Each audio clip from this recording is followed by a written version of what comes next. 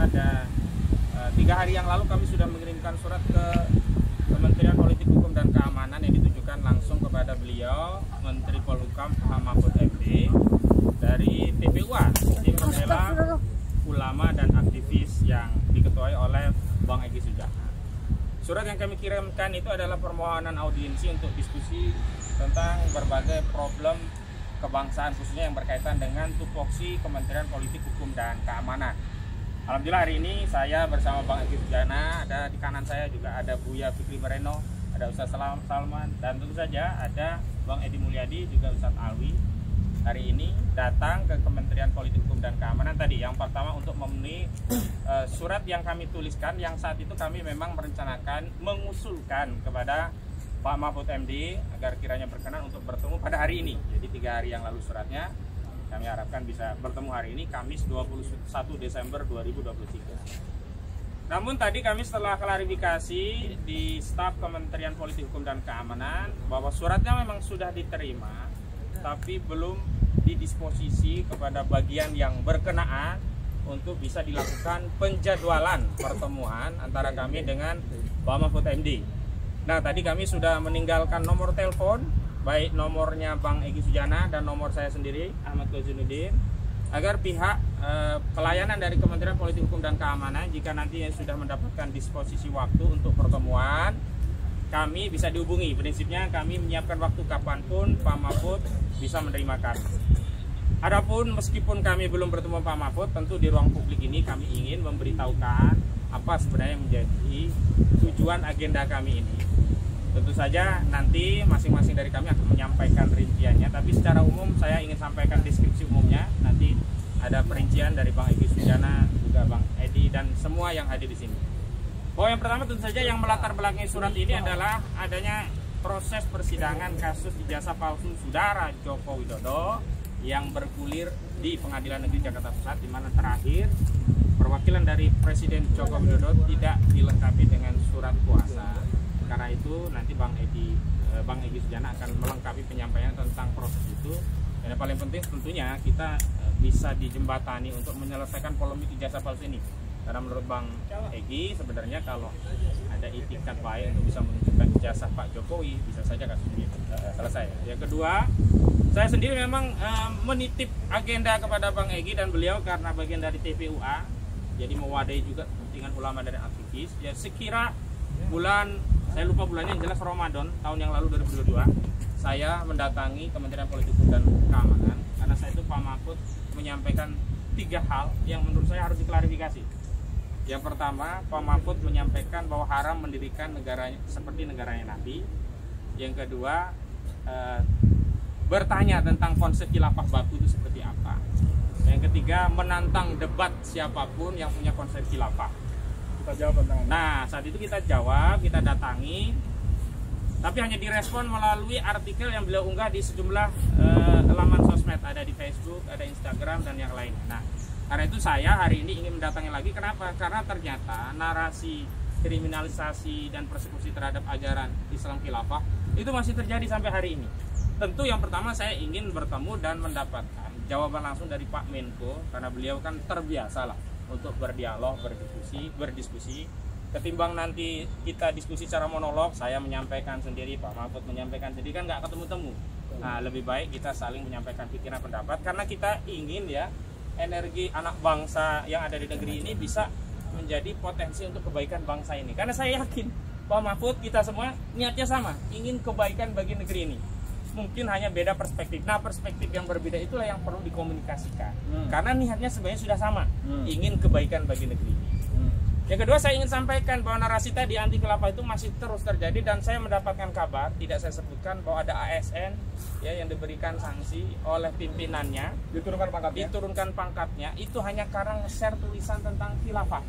Padahal khilafah itu kan ajaran Islam. Nah, saya ingin Pak Mahfud bisa menjadi leading sektor dalam Kementerian Politik Hukum dan Keamanan untuk memberikan pengertian yang benar terkait ajaran Islam.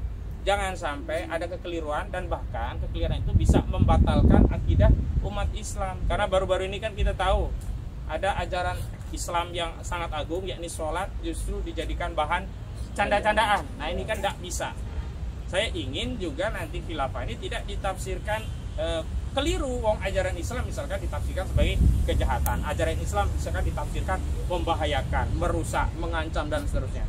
Padahal hari ini yang jelas nyata-nyata merusak negeri ini adalah korupsi yang sampai hari ini tidak pernah bisa diselesaikan.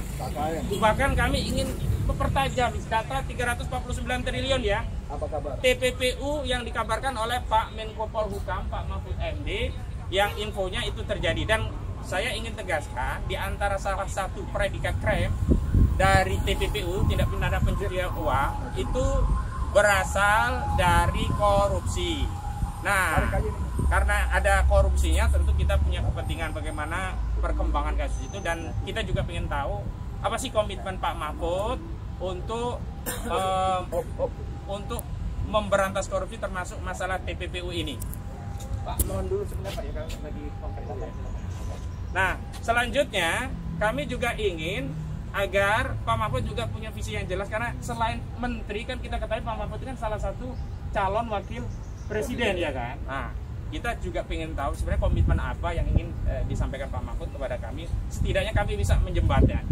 Dan yang paling penting, karena saya punya kepentingan untuk minta dijembatani oleh Bang Egy untuk mendiskusikan khilafah tadi di tempat yang mulia ini, di depan Kementerian Politik Hukum dan Keamanan, saya menegaskan bahwa khilafah ajaran Islam, tidak ada satupun pasal atau peraturan perundang-undangan, termasuk konstitusi kita, Undang-Undang Dasar, yang melarang setiap umat Islam di negeri ini untuk mendakwahkan ajaran Islam khilafah, termasuk meyakini khilafah sebagai ajaran Islam, meyakini bahwa khilafah akan membawa kebaikan bagi negeri ini, dan berusaha untuk memperjuangkannya sepanjang, tentu sepanjang tidak menggunakan cara-cara kekerasan. Yang kedua, saya juga ingin tegaskan bahwa dakwah khilafah itu adalah solusi di tengah berbagai solusi yang ada di negeri ini. Jangan sampai sesuatu yang sebenarnya solusi ini dipandang atau dipahami sebagai masalah, sehingga kita keliru memberikan sikap terhadap solusi. Bahkan solusi ini bukan solusi dari manusia. Kalau kapitalisme, sekularisme itu solusi dari Adam Smith, ya, dari David Ricardo, dari Karl Marx. Nah, kalau khilafah ini solusi dari langit, ya, dari wahyu. Dan sudah terbukti, kalau kita bicara sistem yang lain, kita bisa ukur berapa kemampuannya untuk bertahan memimpin dunia. Nah, kalau khilafah ini sudah terbukti eksis 13 abad ya memimpin negeri, dan termasuk masalah Palestina itu kan baru muncul setelah khilafah Islam yang terakhir di Turki diruntuhkan, setelah muncul entitas ya Zionis laknatullah merampas tanah Palestina. Nah, sejak saat itulah rakyat Palestina hingga hari ini terus dizalimi. Nah, ya, ketika khilafah kembali tegak dan kemudian kembali memimpin urusan umat dan bangsa, kita semua akan memiliki keyakinan bahwa nanti kelak ya bangsa, bukan hanya umat Islam ya, bangsa bahkan dunia ini akan kembali menjadi peradaban yang mulia, yang agung, karena dibimbing oleh aturan yang berdasarkan dari wahyu Allah Subhanahu wa taala. Jadi itu pengantar dari saya. Yang kedua, saya persilakan Bang Egy Sujana terkait masalah ijazah palsu yang sampai hari ini di proses mediasi ya Bang ya. Silakan. Bismillahirrahmanirrahim. Assalamualaikum warahmatullahi wabarakatuh. Waalaikumsalam warahmatullahi wabarakatuh. Dalam pengertian gugatan mengenai ijazah palsu ini masuk jilid ketiga. Jilid pertama kita waktu di Pengadilan Negeri Jakarta Pusat sedang memproses dalam pengertian menggugat ijazahnya Jokowi, lalu Gus Nur dan Bambang Tri ditangkap, sehingga momentum untuk kemudian dan saksi-saksi kehilangan jejak yang bisa kita tuju baik. Sehingga kita cabut gugatan pada waktu itu. Walaupun banyak fitnah untuk itu, kita dengan segala macam fitnah apa dicabut. Tapi Allah punya rencana yang sangat baik. Dengan ditangkapnya Gus Nur dan Bambang, berpindahlah peristiwa perdata menjadi peristiwa pidana. Dalam peristiwa perdata memang kita yang menggugat, kita yang harus membuktikan. Tapi dilalahnya Bambang Tri dan Gusnur ditangkap, jadi berubah menjadi pidana. Nah kalau pidana, maka beban pembuktian ada pada polisi dan jaksa. Polisi ngasih masukan ke jaksa, jaksa proses lagi, kemudian masuk ke pengadilan. Itu asupannya gitu dalam pengertian menjadi peristiwa pidana. Ketika sidang di Solo kurang lebih 5-6 bulan berjalan, sudah inkrah sekarang karena PN-nya sudah dituntutnya 10 tahun, tapi putusannya 6 tahun. Kemudian banding dari 6 tahun diturunkan jadi 4 tahun. Kemudian inkrah dikasasi tetap 4 tahun. Pertanyaan seriusnya, dari proses yang begitu panjang tadi, adakah ijazah Jokowi yang asli? Nah, berdasarkan peristiwa tadi semua, tidak ditemukan atau tidak ditampilkan atau tidak dibuktikan. Harusnya kan tadi beban polisi dan jaksa. Setidaknya jaksa harus bertanggung jawab karena di ruang pengadilan polisi nggak ada. Dalam tingkat awal pemeriksaan ya, tapi di pengadilan jaksa yang berhadapan dengan kita, jaksa yang berhadapan juga dengan hakim. Nah, dengan tidak adanya ijazah Jokowi yang asli itu, maka kita masuk jilid ketiga. Kita gugat lagi di Pengadilan Negeri Jakarta Pusat. Asumsinya, kenapa saya berani?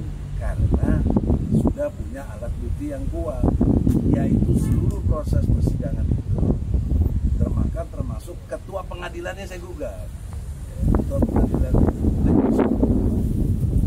Karena kan TKP-nya di Malang, sidangnya di Solo gitu. Walaupun ada excuse untuk terlalu banyak saksi atau apa, itu pertimbangan tersendiri, tetapi harus ada pemberitahuan. Ini nggak ada pemberitahuan, main sidang aja di Solo. Nah, itu satu contoh kenapa ketua PN pun kita gugat, ya. KPU kita gugat, Bawaslu kita gugat, Menteri Pendidikan kita gugat, Menteri Keuangan kita gugat, ya. MPR DPR kita gugat, di samping Jokowi itu. Apa maksud semua itu? Supaya rakyat Indonesia dan kita semua betul-betul mempunyai informasi yang akurat, ijazah Jokowi ini asli apa tidak, atau punya apa tidak gitu. Nah, waktu di Pengadilan Negeri Solo, jangan salah paham, kita tidak menggugat yang universitas, yang kita gugat SD, SMP, SMA. Nah, yang sekarang di Pengadilan Negeri Jakarta Pusat jilid ketiga, yang UGM kita gugat, ya. Jadi begitu pemilahannya sangat sederhana. Sekarang cerita terakhir dari gugatan kita yang ketiga itu berkait dengan surat kuasa. Jadi Jokowi tidak pernah memberikan surat kuasa kepada yang dikuasakan. Jokowi beralih atau berdalih dengan adanya SK atau Kepres. Jadi Kepres dijadikan alasan kepada Jaksa Agung dan Menseks. Nah, ketidakcermatan Jokowi dan pengadilan di sini. Yang kita gugat tuh pintu masuknya Jokowi pribadi.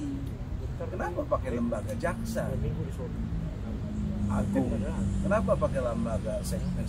Kan pribadi Jokowi, karena dugaannya ijazah palsunya itu yang SMA dibuat atau digunakan jauh sebelum dia jadi presiden. Karena sebelumnya dia jadi bukan wali kota, ya. Kemudian gubernur, itu kan sebelum presiden. Nah, ini yang banyak nggak cermat. Jadi oleh karena itu diberitahu sekarang, makanya kita datang ke Menko Polhukam, dia Menteri Hukum dan HAM, dia tidak cuti, apalagi mundur, ya. Jadi Menko Polhukam, Saudara Mahfud harus tanggung jawab urusan hukum dan politik seperti ini. Nggak boleh enak aja kok nyapres, cawapres, kemudian urusan ini nggak diperhatiin. Itu kok tidak amanah namanya. Ya. kita sama-sama kader HMI lah. Kok begitu, nggak bagus itu. Sebagai catatan buruk buat menegakkan hukum. Karena Menko Polhukam itu orang nomor 3 di Indonesia. Di samping presiden nomor 1, nomor 2-nya wakil presiden. Nomor 3 itu Menko Polhukam, karena dia di bawah, dia membawahi 6 departemen atau kementerian. Mendagri, Menhan, Menlu, Menkumham, ya, kepolisian, kejaksaan, ya, itu di bawah Menko Polhukam. Ini urusannya hukum, masalah ijazah. Karena ada di tempat lain, sepengetahuan saya calon gubernur di Sumatera Barat copot, nggak bisa jadi cagupnya. Ya. Karena ijazah palsu, terbukti. Karena ijazah palsu. Kemudian pelawak si Komar di penjara. Kenapa ke Jokowi? Enggak gitu loh. Nah, ini kan bertentangan dengan Undang-Undang Dasar 45 pasal 27 ayat 1.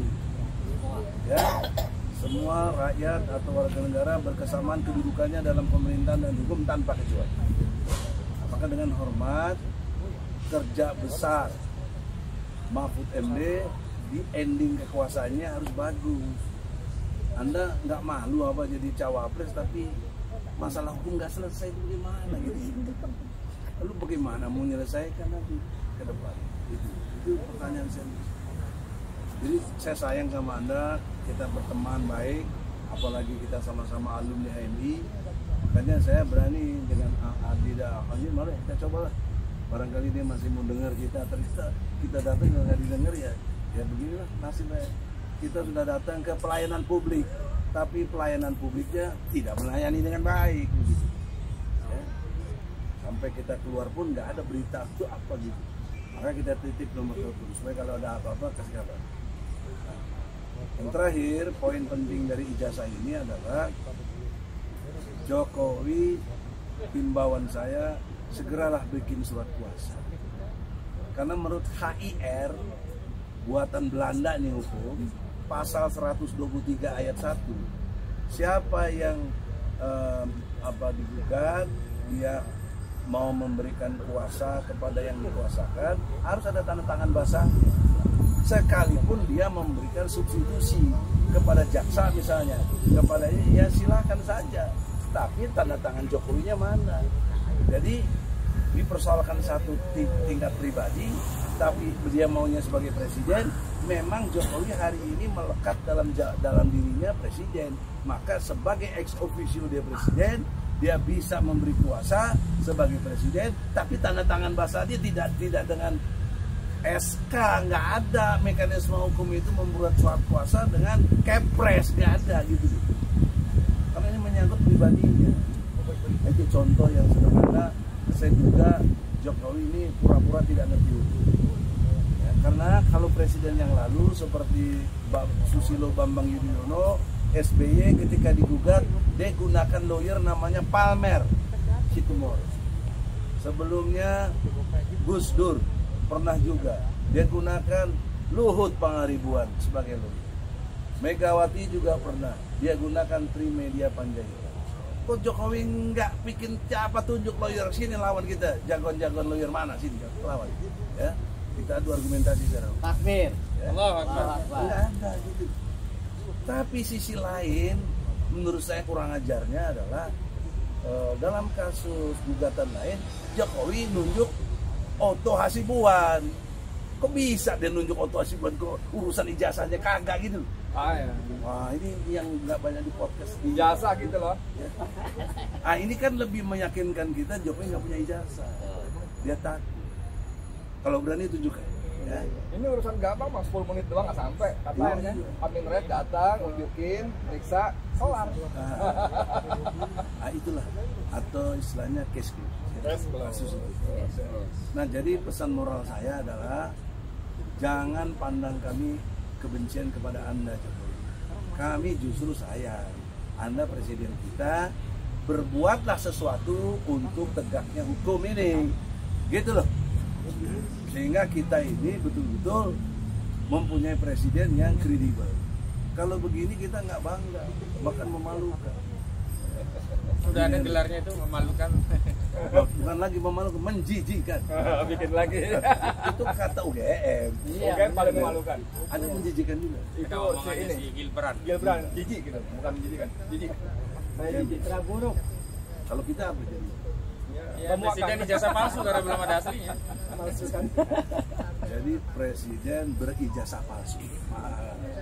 Ya, toh? Sampai dia buktikan tidak palsu. Sampai dia tidak buktikan tidak palsu.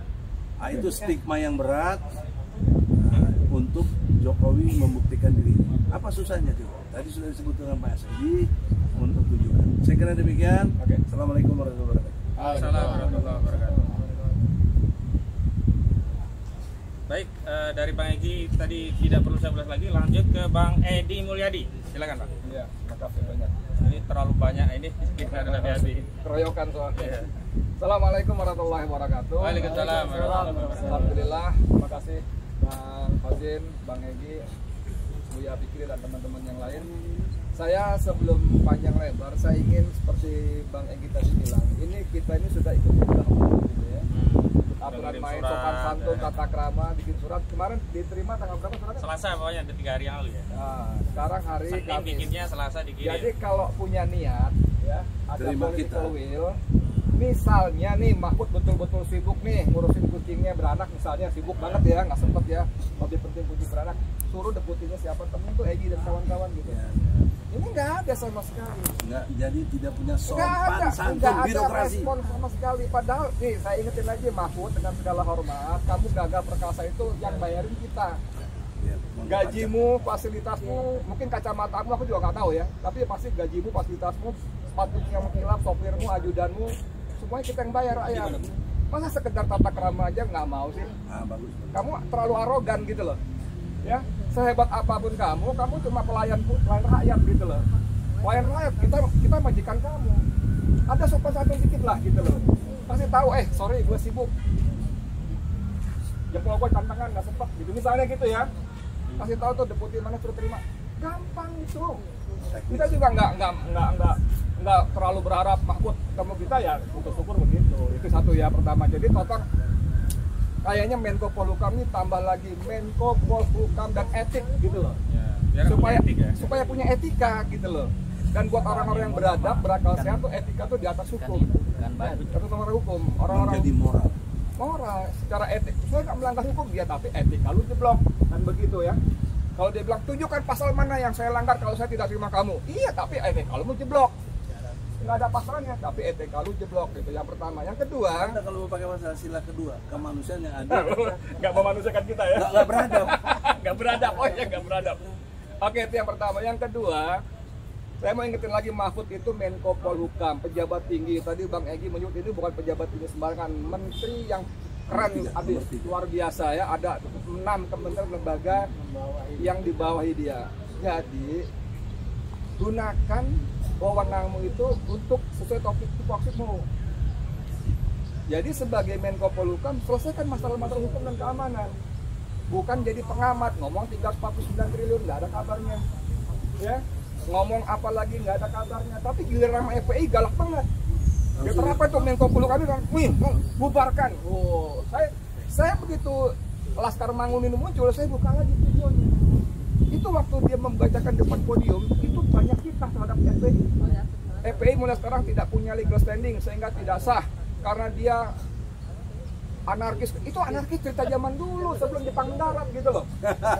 Zaman dulu begitu Munarman masuk udah nggak anarkis lagi, udah kedepankan hukum segala macam. Dia jadi memakai barang tiket kadaluarsa untuk menghukum yang sekarang gitu loh. Ini juga manipulasi lagi gitu loh. Jadi saya sungguh-sungguh nggak percaya sama Mahfud. Sebetulnya saya karena menghormati senior-senior ini aja. Kalau muak saya muak banget, sorry banget ya. Muak banget saya, muak. Tapi karena menghormati senior ini saya oke lah. Nih, teman saya ini sahabat saya. Karena kita masih punya hati. Gitu ya. Kemudian saya minta keadilan nih. Kalau Mahfud kamu begitu garang terhadap FPI, terhadap FHTI, Laskar Manguni itu jelas-jelas melanggar, anarkis dan melanggar peraturan Menteri Luar Negeri, mengibarkan bendera Zionis Israel. Mana tindakanmu? Aku sih mungkin budak ya, belum baca beritanya, belum dengar, tapi aku belum dengar pendapatmu satupun kalimat soal Manguni. Sorry banget buat. sorry banget Put ya, jangan begitu.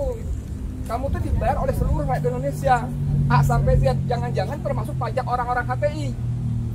Tuh, iya dong, pajak anak-anak FPI. FPI itu kalau bawa motor ke BBM, ke pom bensin, beli bensin, bayar pajak itu.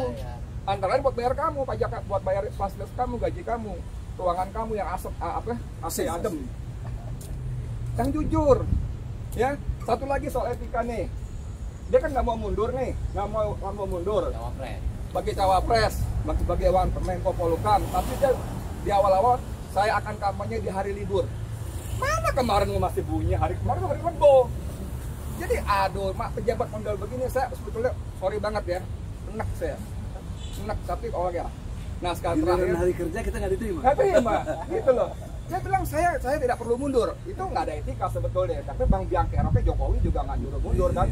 Yang pokoknya semua persoalan negeri ini emang akar utamanya Jokowi kan.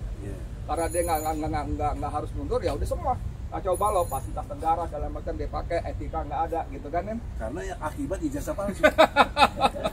Masuk lagi tuh barang. Jadi itu maksud saya ya. Jadi please dah, kerjalah dengan baik ya. Tirulah kalau kita orang Islam yang baik, tirulah Khalifah Rasyidin kita itu lah apa jadi. Bagaimana mereka sangat warok gitu loh, menjaga kelurusan dia, tidak mau mencampur adukan fasilitas negara untuk kepentingan pribadi dan sebagainya. Minyaknya Umar ya, Iya, dimatiin dulu lampu. Umar bin Abdul Aziz, dimatiin karena anaknya datang mau bicara soal masalah keluarga. Ini kamu kan enggak, kamu sebagai Menko Polhukam, kamu kampanye sebagai cawapres. Padahal ajudan kamu semua dibayar dalam anggaran di Menko Polhukam. Uang kita, uang saya. Kalau saya nggak rela, saya tuntut sampai akhirat gimana? Ya Allah, Mahfud MD telah menggunakan fasilitas yang saya barin sebagai rakyat. Dia datang sebagai cawapres tapi pakai fasilitas Menko Polhukam. Aduh, kamu mati syahid juga bisa utang itu. Nggak bisa masuk surga. Tertunda, hati-hati. Nah, itu aja saya sebetulnya lama-lama tak pernah tuh. Tapi gitulah ya, saya minta persis satu ya tadi ya. Tuntaskan 349 triliun, itu uang nggak sedikit ya kan. Kemudian berhenti jadi pengamat. Kamu itu Menko Polhukam, bisa memerintah, ambil tindakan koordinatif, lah ngajarin kita, eksekusi. Jangan perintahkan Laskar Mangkuni bubarkan. Nah, yang paling penting itu bubarkan. Jangan sampai orang bilang Mahfud cuma galak, garang, brutal kepada orang Islam, FPI, HTI, karena ada I-nya tuh. Kalau HTK, himpunan, Hizbut Tahrir Kristen, jangan gitu. Apa ya, koplak misalnya gitu, mungkin nggak dibubarin gitu ya. Tapi kan ada I-nya, FPI, Front Pembela Islam, ada I-nya, HTI, Hizbut Tahrir Islam, ada I-nya, maka kamu jadi garang. Laskar Mangkuni, kamu mingkem. Ada I-nya. Brigadir Joe dibunuh Sambo, kamu ributnya luar biasa Put, ingat coba deh. Tapi 6 laskar dibantai polisi, kamu mingkem. Jadi gagu, kamu sakit gigi, nggak ngomong apa-apa. Jadi gitu loh, please ya, yang adil. Dan 80% lebih penduduk Indonesia itu orang Islam. Jadi kamu dibayari, fasilitas kamu, gaji kamu lebih banyak dari orang Islam. Baik itu dulu lah, masih banyak. Assalamualaikum warahmatullahi wabarakatuh. Waalaikumsalam warahmatullahi wabarakatuh. Dahsyat sekali ya, penyampaian pandangan, pikiran dan apapun yang disampaikan itu masuk kategori pendapat. Ngeri. Jangan karena ada pendapatnya nggak cocok, ya karena ada hoax dan seterusnya. Selanjutnya, Buya Fikri Baret. Silakan. Apa? Bukan, ini punya bapak sih, yang goyang. Waalaikumsalam warahmatullahi wabarakatuh. Kami datang ke sini adalah dalam rangka wal takum minkum ummatu yad'una ilal khair wa ya'muruna bil ma'ruf wa yanhauna 'anil munkar. Hendaklah ada sekelompok orang di antara kamu yang mengajak kepada kebenaran dan mencegah dan kepada keburukan. Kita adalah sangat nyata-nyata adalah warga negara Republik Indonesia yang sangat cinta dengan negeri ini. Kita datang kepada pemerintah untuk mengingatkan agar pemerintah tetap teguh utuh berdiri tegak di depan Undang Dasar 45 dan Pancasila. Kedua, Undang Dasar 45 sangat menekankan bagaimana menegakkan hukum seadil-adilnya. Hari ini kita melihat carut marutnya hukum, makanya kita datang kepada Pak Mahfud, Menteri Koordinator Politik Hukum dan HAM, Keamanan dan HAM ya, agar mengingatkan bahwa banyak hal persoalan di negeri ini hukum tidak berdiri tegak seadil-adilnya. Hukum tidak equality before the law. Hukum tidak berdiri adil kepada seluruh warga bangsa ini. sebagaimana kita melihat betapa mulai dari ijazah yang diduga palsu yang digunakan oleh Joko Widodo sebagai Presiden Republik Negeri ini, para tokoh di pengadilan di mana-mana pun, Bang Egy, teman-teman semua meminta kepada Pak Presiden Jokowi untuk menghadirkan ijazahnya. Begitu ijazah dihadirkan, persoalan ini kelar, selesai, tidak butuh waktu 5 menit, dan ini persoalan tidak menjadi berjilid-jilid. Dan begitu pula ketika persoalan-persoalan lain seperti persoalan di Mahkamah Konstitusi dengan persoalan Gibran yang usianya tidak mencukupi, harusnya jangan hanya undang-undang yang dirubah-rubah, yang diakalin, tetapi yang tunduk, warga negara yang harus tunduk dengan hukum negeri ini. Jangan ini, hari ini kita menyaksikan bagaimana MK yang dipelesetkan juga oleh tokoh-tokoh menjadi mahkamah keluarga. Kenapa? Karena undang-undang dibuat tunduk kepada Gibran. Nah, ini menurut kita yang belakangan kita perlu datang kepada Pak Mahfud. Dia yang seperti Pak Egy telah menjelaskan tadi bahwa dia mempunyai otoritas yang sangat besar dan sangat tinggi di negeri ini dalam penegakan hukum dan HAM. Jangan hanya Pak Mahfud lagi yang kita bisa menyaksikan di medsos, di WA, di media sosial, ia mengeluh dengan penegakan hukum. Dan Anda yang punya kewenangan bagaimana menegakkan hukum seadil-adilnya. Bahkan di Pancasila sangat ditegaskan bagaimana keadilan sosial bagi seluruh rakyat Indonesia. Bahkan di Undang-Undang Dasar 45 juga ditegaskan. Jadi keadilan itu adalah menjadikan urat nadi, menjadikan jantung sebuah negeri, sebuah bangsa. Jadi kalau hukum yang tidak berlaku adil, maka kehancuran bagi suatu bangsa itu yang sangat kita khawatirkan. Lebih lanjut, kita kedatangan kami juga ke sini adalah dalam rangka kita mengingatkan jauh-jauh hari sebelum pilkada pemilu dilaksanakan. Seluruh banyak rakyat negeri ini mengkhawatirkan kejujuran, keadilan daripada pemilu. Oleh sebab itu kita ingatkan, kalau negeri ini ingin aman, ingin sentosa, ingin damai, maka tegakkan junjung tinggi keadilan. Jangan sampai nanti pemilu berlangsung dengan tidak jujur, dengan tidak adil. Jangan sampai pemilu berpihak kepada satu kelompok yang memenangkan dengan cara yang batil. Maka ketika itu yang terjadi, maka jangan salahkan kalau rakyat ini marah. Itu sekali lagi kita ingatkan para penyelenggara pemilu kepada seluruh aparat negeri ini untuk berlaku jujur dan berlaku seadil-adilnya kepada 3 pasang capres ini. Kemudian banyak lagi persoalan-persoalan yang perlu kita ingatkan. Kita datang ke sini, termasuk juga yang baru-baru ini, bagaimana seorang ketua partai Zulhas dan Menteri Perdagangan beliau dengan seenaknya dia melecehkan, merendahkan ajaran salat, ajaran Islam yang sangat dimuliakan oleh seluruh kaum muslimin. 2 miliar umat Islam di seluruh dunia adalah memuliakan bagaimana kedudukan salat bukan hal yang ibadah yang adalah ibadah yang paling utama. Dan bahkan Rasulullah menerima salat ini tidak seperti ibadah-ibadah yang lain, adalah melalui Isra dan Mi'raj. Jadi sangat-sangat spesial, dan ini adalah hal yang salat adalah merupakan barometer keislaman, keimanan seseorang. Apabila salatnya yang salah, yang rusak, yang tidak benar, maka orang ini seluruh amalnya tidak perlu dinilai lagi, ditimbang lagi oleh Allah dan Rasulnya. Oleh sebab itulah hari ini kita menyaksikan bagaimana Zulhas dengan dengan olok-olokan, dengan ledek-ledekan, melecehkan bagaimana salat bahagian dari Al-Fatihah dengan amin dan lain-lainnya, tahiyatnya diplesetkan, dan menurut kita ini telah memenuhi unsur kepidanaan. Saya yakin dengan cara Anda berminta maaf kepada rakyat negeri ini tidak cukup, tetapi kita akan menuntut juga bagaimana hukum dan keadilan harus ditegakkan seadil-adilnya. Bisa kita bandingkan dengan saudara Ahok dengan menistakan Al-Maidah 51 dan begitu marahnya umat Islam negeri ini. Bahkan kalau kita kaji dengan dibandingkan dengan yang dilakukan Zulhas, ini justru lebih mendatangkan kemarahan umat Islam negeri ini. karena dia mengerti dengan tata krama, aturan, ajaran agama, bagaimana kedudukan salat di tengah-tengah umat Islam. Kalau menurut ajaran Islam nggak boleh dimaafkan. Coba. Iya, Ayat 65 itu artinya ini Iya. penting nih.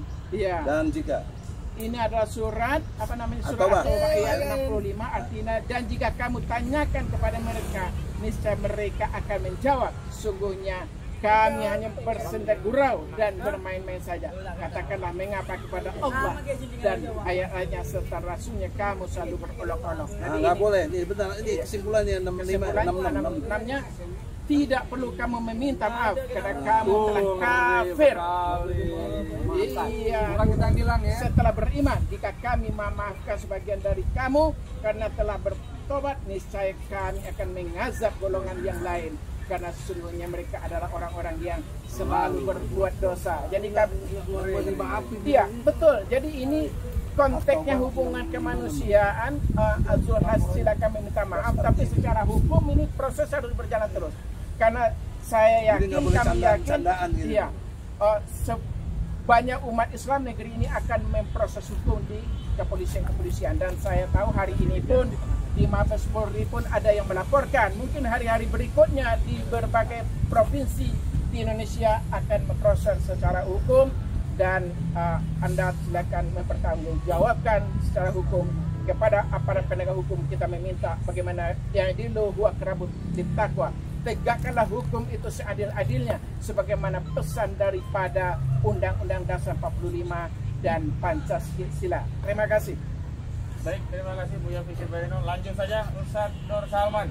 Bismillahirrahmanirrahim. Assalamualaikum warahmatullahi wabarakatuh. Waalaikumsalam warahmatullahi wabarakatuh. Alhamdulillah kita bisa kumpul kembali di Menko Polhukam ini. Mudah-mudahan kita nanti dikumpulkan kembali di dalam surganya. Amin. Baik, terkait semua sudah dibicarakan. Yang kami hanya membicarakan masalah KM 50. Di KM 50 ini juga keadilan sungguh sangat tidak berpihak kepada umat Islam. Bahkan kita ketahui bersama bahwa imam besar saja Habib Rizik Syihab hanya bilang saya sehat-sehat saja. Itu 4 tahun. 4 tahun persidangannya sampai berjilid-jilid, sampai berbulan-bulan. Bahkan saksinya pun dipanggil bermacam-macam. Yang mirisnya lagi sampai tukang tenda ya. Tukang tenda dipanggil buat saksi. Padahal itu masalah sepele. Ini masalah besar, masalah 6 nyawa anak bangsa yang tidak berdosa. Dibunuh, dianiaya, sebelum dibunuh dianiaya dulu. Itu bukti-bukti sudah jelas. Saksi-saksi jelas. Yang diambil. Organ tubuhnya, informasinya seperti itu. Pokoknya sungguh biadab. Tapi apa yang kita saksikan saudara, itu persidangan bisa dihitung dengan jari berapa kali sidang. Dan saksinya itu yang terlibat di dalam saksi-saksi tersebut tidak ada yang dipanggil. Bahkan TKP tempat perkara kejadiannya pun dibumi hanguskan. Luar biasa. Seolah-olah yang tersirat di kami bahwa anak bangsa, seluruh warga, seluruh rakyat Indonesia ini mau dibodohi. Apakah kira-kira kita mau dibodohi, saudara? Ya. Lebih baik kita diam atau lawan? Lawan. Takbir. Allahu Akbar. Makanya kami datang ke sini adalah untuk menuntut keadilan. Dan sudah juga banyak nopum-nopum baru yang disodorkan kepada Bapak Kapolri. Karena ada janji dari Bapak Kapolri, apabila ada nopum baru maka akan diangkat kembali KM 50 ini. Jadi Mahfud juga. Janji Mahfud juga. Makanya Sudah dikirim juga. nopum sudah dikirim juga. Tapi sampai saat ini, ya Allah Robbi, tampak sekali Jadi ketidak. Allah benci sama orang yang omdo. Itu bukan benci lagi, melaknat dunia dan akhirat. Kita tunggu saja, mudah-mudahan kita dikasih umur panjang untuk menyaksikan bagaimana Azab Allah. ajab Allah hadir di mereka, punya badan, punya keluarga, punya saudara. Itu pasti, janji Allah itu pasti. Dan juga sangat miris sekali yang kita lihat keadilan negara ini. Untuk itu kami menghimbau kepada Bapak Emput dan Bapak Kapolri untuk menindaklanjuti yang sudah tadi dibicarakan oleh kawan-kawan, terutama Julhas ini. Ini jelas-jelas pengurus Nggak boleh MUI, bercanda-bercanda. pengurus MUI pun sudah menyatakan bahwa ini adalah penistaan agama. Mengolok-olok sholat itu ada penistaan agama. Kami himbau dan kami minta agar Kapolri segera periksa, karena ini adalah deliknya delik umum, bukan delik aduan. Tidak perlu ada laporan-laporan lagi, langsung otomatis. Apabila Kapolri tidak menghukum atau memproses Julhas yang katanya ketua partai apa tuh yang biru ya, PAN. Kami umat Islam akan melaksanakan aksi yang berjilid-jilid seperti aksi Ahok kemarin. Takbir, Allahu Akbar, takbir, takbir. Ini bukan ancaman, ini hanya peringatan, ya kan, agar supaya ditindaklanjuti. Ini sensitif sekali untuk agama, dan ini memang belum terlihat. Umat ini marah belum terlihat, tapi tunggu, pasti kamu akan rasakan dan ada waktunya. Dan instruksi untuk melaksanakan aksi sebentar lagi akan kita saksikan, bahwa umat Islam tidak diam. Apabila umat Islam yang diam, perlu ditanyakan lagi imannya. Benar gak? Masa sholat sebagai tiang agama dilecehkan diam saja? Masa sholat yang katanya tahajudnya begini dia jangan diam, harus marah. Kalau marah perlu syahadat kembali, kawan saudara. Kalau tidak marah, kita harus marah, dan kita harus tunjukkan bahwa umat Islam itu adalah menjunjung tinggi sholat dan Nabi Muhammad SAW. Kurang lebihnya mohon maaf. Wabillahi taufiq hidayah. Assalamualaikum warahmatullahi wabarakatuh. Ada satu lagi kasus yang saya bantu, itu Bunda Mary di Lampung. Kasihan, sampai udah PK. Padahal dia mempersoalkan ucapan Menteri Agama yang menyamakan azan dengan, atau setidaknya gonggongan anjing itu sampai hari ini dia sudah dihukum, masuk penjara, bayar subsidiar 20 juta. Ini bukan kasih korupsi, subsidiar coba gitu, 20 juta buat rakyat kan besar 20 juta itu. Jadi tolong Mahfud sebagai Menko Polhukam koordinasi dengan Mahkamah Agung kayak apa, bagaimana rakyat diperlakukan tidak adil gitu. Ya, oleh karena itu Bunda Mary terus berdoa dan berjuang terus. Terima kasih. Amin. Baik, demikian yang bisa kami report langsung dari kantor Kementerian Politik Hukum dan HAM, Kementerian Politik Hukum dan Keamanan, Menko Polhukam. Mudah-mudahan meskipun kita hari ini belum diterima, kami masih menunggu Pak Mahfud untuk bisa memberikan konfirmasi kapan waktunya beliau akan menerima kami. Ya kalau kata pertanyaannya, kalau dia nggak terima juga gimana? Ya kita sudah gugur kewajiban, karena kita datang kemari ini dalam rangka untuk menjalankan kewajiban dakwah amar ma'ruf nahi mungkar. Pertanyaan serius itu ya? Akan makin mengkonfirmasi bahwa ada masalah etika birokrasi dalam Kementerian Politik Hukum dan Keamanan, manakala tidak merespon, padahal surat sudah kita kirim, kita juga sudah datangi. Waktu luang dari versi kita hari ini juga sudah kita sampaikan, tapi karena mereka belum, ya kita tunggu dulu versi luangnya Pak Mahfud MD mau dialog dengan kami kapan, waktu, tempat, tanggal, ya.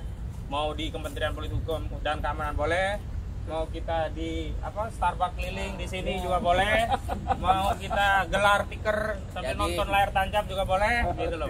Istilahnya di mana siap Pak Mahfud kita datang. Atau nggak perlu ketemu apa, tapi jadikan kebijakan. Itu yang lebih utama lagi, karena substansinya justru kebijakan tadi. Meskipun misalkan nggak perlu terima kita, tapi kebijakannya pertama perintahkan ya Setnek untuk memberikan kuasa kepada orang yang diutus kepada kasus SK tanda tangan dari Jokowi. Kedua, perintahkan Kapolri untuk melakukan proses penangkapan. Ketiga juga termasuk proses hukum, ya langsung proses, termasuk segera juga punya inisiatif perintahkan untuk membuka kasus 349 triliun yang Ya, Bang ya, Edi itu tadi aja. sampaikan. Udah Nggak usah kalau ketemu. Dan juga nggak boleh ada pelarangan diskusi-diskusi khilafah. nah, yang paling Ya. penting, nah, khilafah sejak saat ini nggak boleh kemudian ada narasi, ada yang mendiskusikan khilafah, mengedarkan tulisan khilafah kok disanksi gitu. Kasihan, apa Ya udah, masalahnya? kebijakan itu aja. Inilah, Nggak usah ketemu lah. Ketemu loh. Nggak apa-apa. tapi tetap kalau mau ketemu kita siap. Gitu. Ono udah muat tapi. Diajak ke Pak Ahok juga? Iya. Ya saya lah nanti yang wakili di sana. Begitu aja ya, terima Kita kasih. tunggu sampai akhirat. Kita tutup dengan Assalamualaikum warahmatullahi Takbir. wabarakatuh. Allahu Akbar. Allahu Akbar. Allahu Akbar. Allahu